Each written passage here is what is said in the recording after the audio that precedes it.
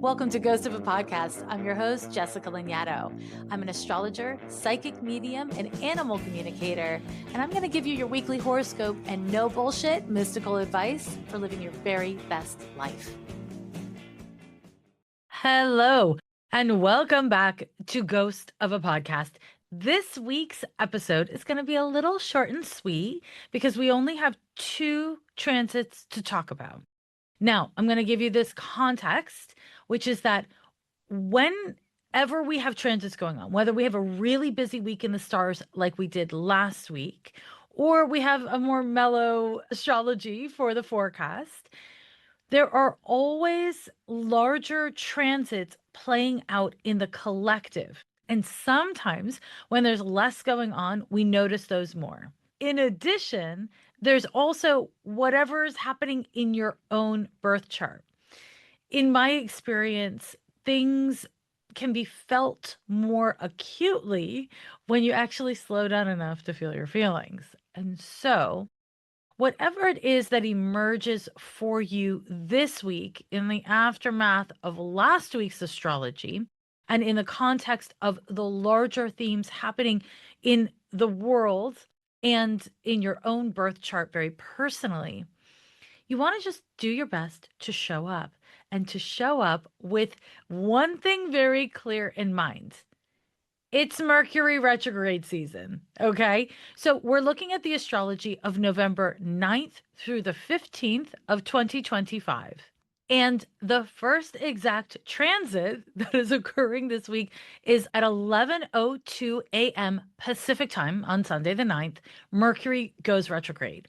If you are looking along on the video version of this podcast, which is available on YouTube, and the link is in the show notes, or you can catch it on the public page of my Patreon, then you can see the chart that I'm looking at for the Mercury retrograde. So Mercury goes retrograde on the 9th through the 29th of November. This is just, 3 weeks. It's a little bit of a shorty, but I don't know if it's going to be a cutie because Mercury goes retrograde in Sagittarius, but it does retrograde all the way back to Scorpio. The thing about Mercury retrograde is it is always a time for following what I call the rule of Re's, reflection, reassessing, recalibrating. Mercury is your mind. It's how you think. It's what you think. It's your attitudes. It's your beliefs.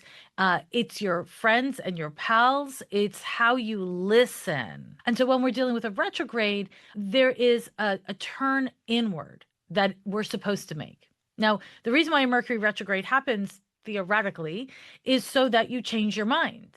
It's so that you review your own beliefs and attitudes. You make sure that you're not just kind of like running forward into an idea that has no basis in reality or isn't aligned for you or whatever, right? The way that Mercury functions on a more practical level, though, is that it creates miscommunications, technical difficulties, misunderstandings, mental confusion, or misdirects. A really common thing that will happen during a Mercury retrograde is you think you hit send, but it hangs out in your draft folder. So you think that you communicated and you're waiting for a response, but you didn't communicate. And the other person's like, what happened? Mercury retrograde is more complicated now than it used to be because we live in a much more mercurial world. Communication is a much bigger deal now than it's ever been in human history because we have so many ways that we are connected and communicating with each other. Keeping in mind that a huge amount of your lived experience with communication may be taking in data and information through social media, podcasts, and other things, right?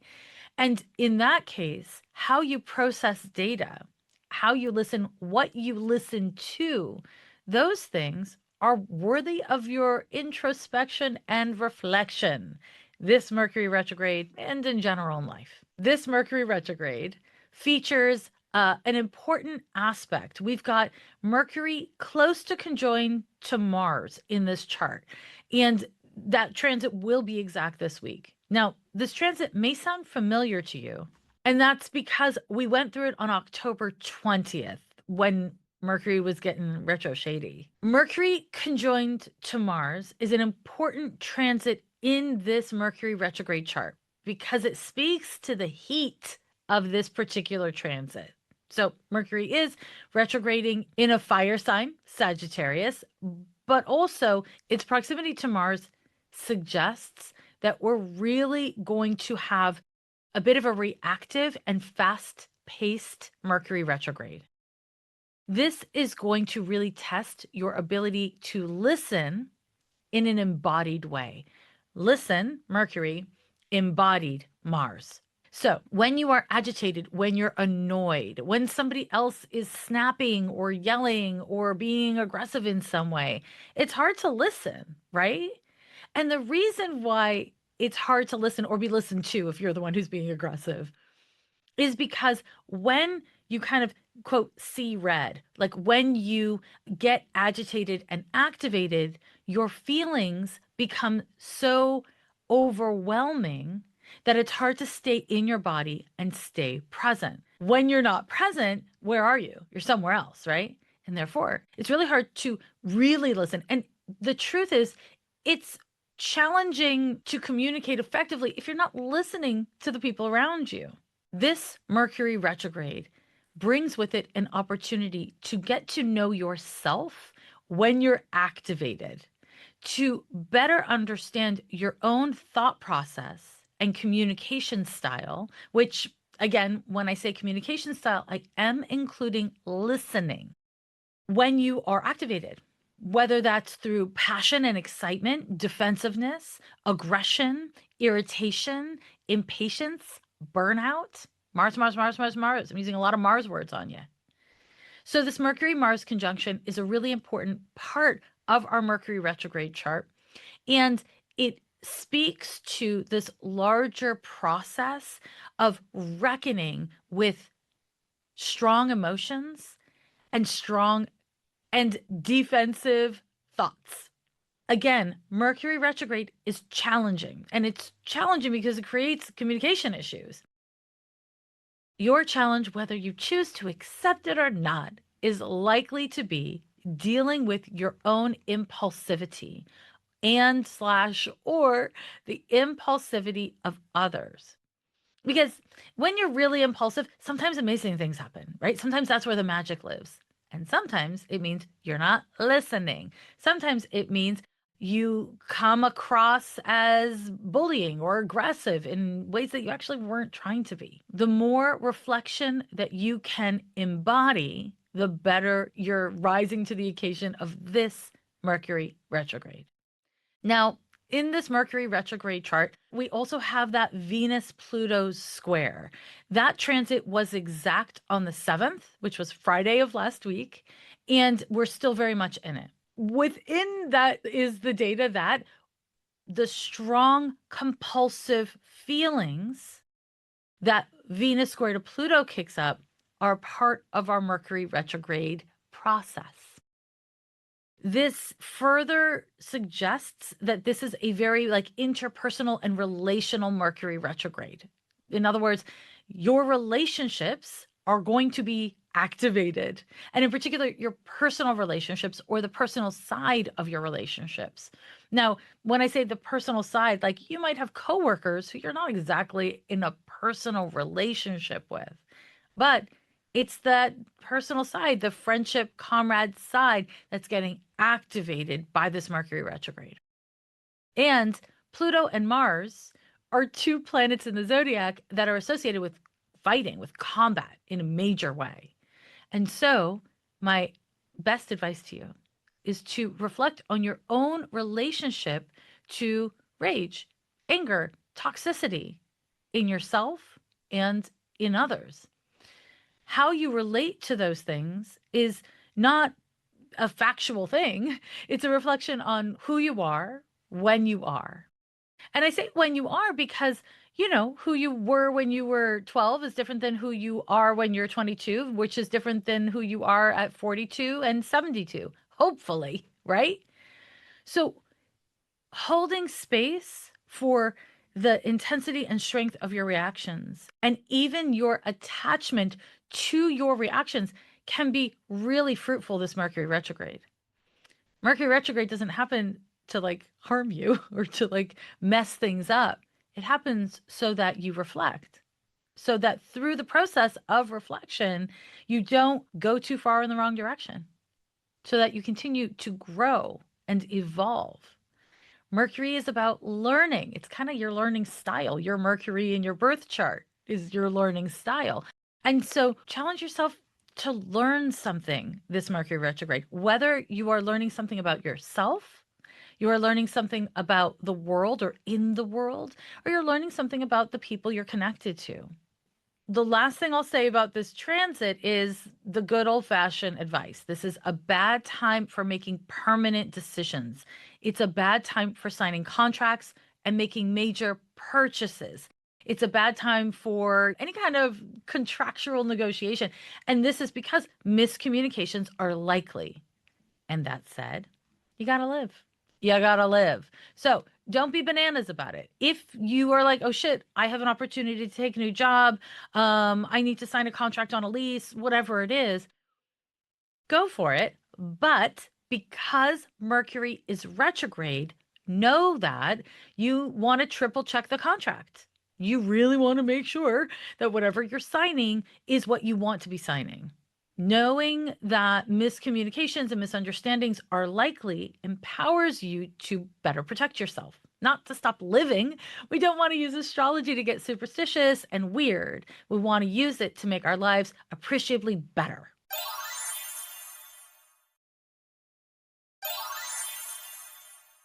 That brings us to the second and last exact transit of this week. On Wednesday, November the 12th, we have our first Mercury retrograde transit. Mercury retrograde at 6 degrees of Sagittarius and 4 minutes will sit directly on top of Mars, the same degrees, same sign. So 6 degrees Sagittarius at exactly 3:15 p.m. Pacific time. What does it mean? First of all, it is important that it is the first Mercury retrograde transit of the cycle. I have already been talking about this aspect because it really does feature heavily in the Mercury retrograde chart and does meaningfully color our Mercury retrograde experience. This transit intensifies impulsiveness. This is a really important transit during which to think before you speak or you hit send. Think before you hit send. It's so much easier to like type things than what you would say to somebody's face sometimes. So that's why I'm like doubling down on the think before you send thing. This transit can kind of speed up your thoughts. It can also speed up the tempo of your day.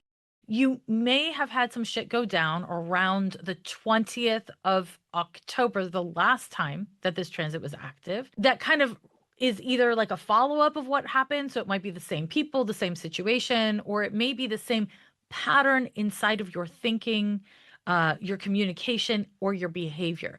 Because Mars is what you do and Mercury is what you say, broadly speaking. First of all, you may have to deal with some shit you said or did, or how you engaged with what somebody else said or did during the last time this transit occurred.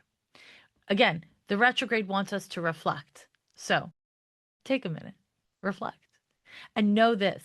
Because of Mars's involvement, it's going to be hard to sit with your body, to sit with the feelings and sensations inside of your body. So do what you can. Breath work helps a lot of people for cultivating presence and a willingness to hang out with challenging feelings. Doesn't work for everyone. You know that you have resources. If you're listening to this podcast, you have access to a lot of resources. Don't forget to use them. Don't forget to tap into them. Again, Mercury retrograde is one of those transits that helps you to remember to not just collect resources and tools, but to actually reflect on them, to use them, to practice them. Now, Mars governs policing. It's cops. And so because Mercury is conjunct Mars in Sag, we may see impulsive, defensive, bullying behavior from people who are already, empowered to police. This information is important for you to protect yourself and others. If you are engaging in any kind of on the ground, live and active situation, do not make it worse with your impulsivity. And I say this because sometimes your impulsivity is exactly what's needed. But the thing about this transit is it can kick up provocation and like I said, bullying and intimidation and anger and defensiveness and violence. Do your best to tap into the Mercury retrograde, to reflect what is the energy that is needed in this moment. Take a beat, because this transit inclines everyone, not just you, not just me, but everyone to not take a beat, to just go, and to go hard. So, taking a moment to assess the situation before you engage so that your engagement facilitates progress, is useful, helpful, appropriate to the situation. That is a really good strategy. Your day may be really busy. This week may be really busy because Mercury Mars often means that like things come at you quick. Again, how you stay with your body or not when you feel activated is a huge part of what's up with this transit and this week in general. And the potential of this is really strong. The potential here is that you cultivate self-awareness about and through your body, this sweet little meat suit you live in, right? This ship that stewards your spirit throughout this lifetime. The body is with you from the very beginning till the very end, and it holds your memories, your greatest joys, and your greatest suffering. Your body is a meaningful part of you that gives you feedback all the time, that you are meant to listen to and support and engage with as conscientiously as you can. Because your body and you're supposed to be friends, theoretically. So, when a transit like this comes up, your self awareness will intensify. Now, listen, self awareness may mean you get more information and then you shove it down or you ignore it. Or it may mean that you use that information. That's where your free will comes in. You will get information. So, my advice to you is to listen. Listen to yourself, listen to your body. This transit can kick up other Martian themes related to the act or acts of sex, or in general, your sexuality, your relationship to anger, how you experience it, how you process it. And let's not demonize anger. It is a healthy human feeling. Anger is not bad. Anger, when it is appropriate and when it is metabolized and handled well, is empowering. It's connected to feelings of justice and boundaries. Similarly, Mars governs the ego. The ego gets a bad rap. When your ego is too small or too big, it gives you and everyone around you problems. The goal is not to not have an ego, but instead to have a healthy relationship with and to your ego. A transit like this will actually facilitate that. Now, not through ease necessarily, not through everything going your way, but understanding your own ego helps you to relate to it in a healthy way. And that's the fucking assignment here. This transit does not give you a great deal of concentration or focus. We've got Mercury and Mars both in Sagittarius, mutable fire sign, moves quick, and Mercury and Mars are really restless when they come together. So if you have to really focus or concentrate, that might be a pain in your ass. You may have to deal with a lot of interruptions. You may just feel too stimulated and activated to really focus up. But if that agitates you, if that bothers you, know that your adaptability is being engaged. How can you meet the moment? How can you adapt as needed based on the circumstances you find yourself in and how you feel about them? Self awareness is not consent. Self awareness is not giving yourself carte blanche to just do whatever you want. Self awareness is a foundation upon which you can build a healthy relationship to yourself, to other people, to your circumstances. It empowers you to do better because you know better, right? And that, my friends, is your horoscope. That's all the astrology of this week. As always, join me over on my Patreon if you would like to continue the conversation and the learning with me. I've got a ton of content over there for you to sort through and, dropping more stuff all the damn time. And in case somehow you missed it, I have a couple of books actually. I've got a book called Astrology for Real Relationships, and it is a little unusual because it goes through all of the planets, through the signs and the houses in the context of different kinds of relationships. I think it's a great resource for learning, and you may too. So you can go check that out wherever books are sold. And I have an audiobook called Meditations for Your Sign. It is available only on Audible. It's literally just that. It's meditations for your sign, and it's free with subscription. So that's some shit you can look into if you're into getting more astrology and woo content from yours truly. Okay. I hope you take really good care of yourself and others, and I will talk to you in just a couple of days. Bye.